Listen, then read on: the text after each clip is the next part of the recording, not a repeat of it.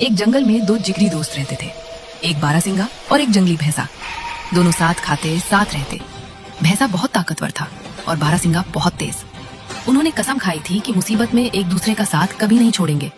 एक दिन दोनों नदी किनारे पानी पी रहे थे। अचानक झाड़ियों से तीन खूंखार लकड़बग्घों ने हमला कर दिया।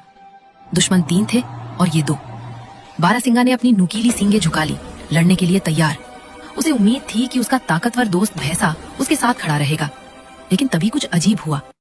जैसे ही लड़ाई शुरू हुई, भैंसा मुड़ा और दुम दबाकर वहां से भाग गया। बारहसिंगा सन्न रह गया।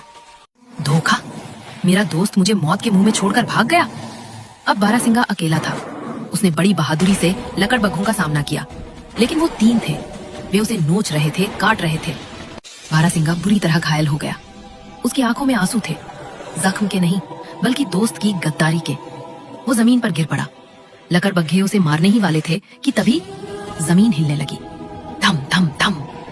सामने से धूल का एक तूफान आता दिखा। लकड़बग्घों ने डरकर देखा। धूल के गुबार में से वही भैंसा दौड़ता हुआ आ रहा था, लेकिन वो अकेला नहीं था। वो अपने साथ जंगली भैंसों के पूरे झुंड को लेकर आया था। असल में वो डरा नहीं था।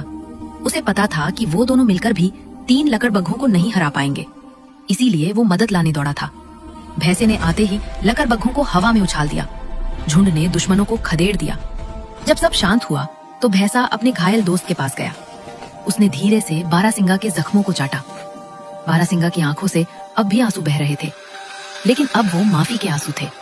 उसने सोचा था कि उसका दोस्त कायर है, जबकि उसका दोस्त दिमाग से उसकी जान बचा रहा था। उस दिन जंगल ने सीखा, हर भागने वाला कायर नहीं होता। कभी कभी पीछे हटना लंबी छलांग लगाने की तैयारी होती है।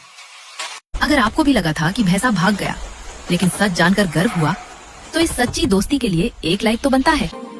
कमेंट में अपने उस दोस्त का नाम लिखें जो आपके लिए कुछ भी कर सकता है। शेयर करें ताकि लोग रिश्तों को गलत समझने की भूल ना करें। और सब्सक्राइब करें, क्योंकि यहाँ हर कहानी में एक गहरा राज है।